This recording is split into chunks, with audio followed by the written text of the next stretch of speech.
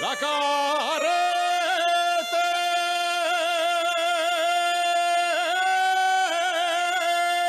al Pedroso y muy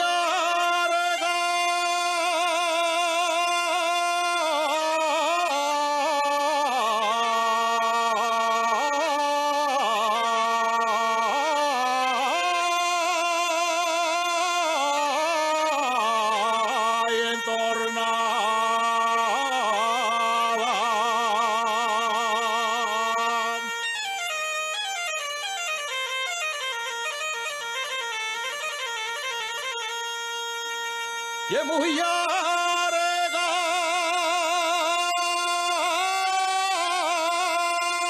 y entornada.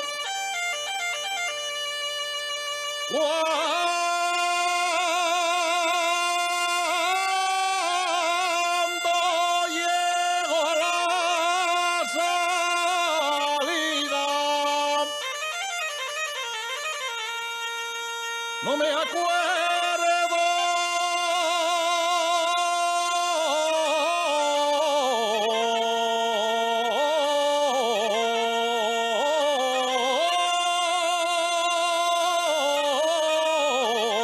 de la entrada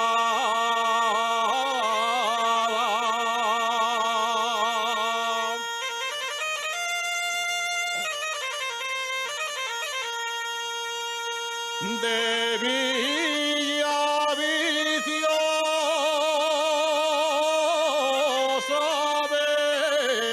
vengo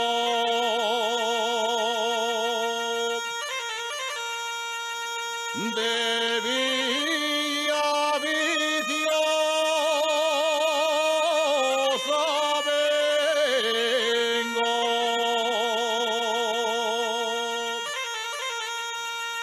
de recoger la manzana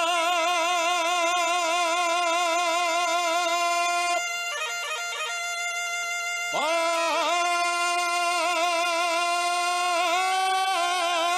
hacer la buena sidra pa' toda la